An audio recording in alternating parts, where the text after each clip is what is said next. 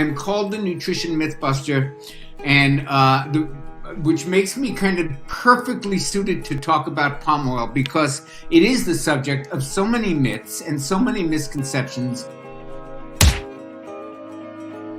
It doesn't. Actually, eating fat doesn't raise the fat-storing hormone, insulin. It has no effect on insulin, whereas carbohydrates drive it to the rooftop. So it actually does not make you fat. That's why people do very well on high-fat diets when they bring down sugar and starch.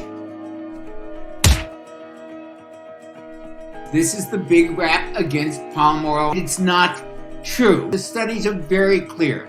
Saturated fat doesn't clog the arteries, and saturated fat is not associated with an increase in death from heart disease. And I know that may be even surprising to some of you, but it is in the research.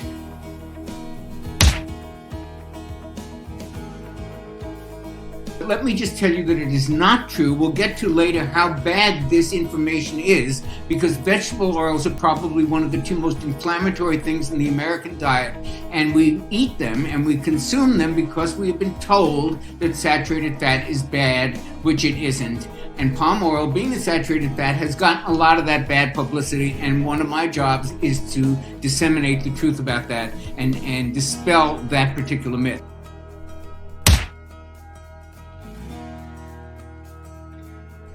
Our research shows that is not the case. There's a ton of research that supports that. I'm not going to go through all the science because I want you to know how I talk to the general public about that. But the fact is that there are unsaturated fats that are toxic waste dumps, and there are saturated fats such as Malaysian palm oil and coconut oil and things like that that are actually very, very good for us.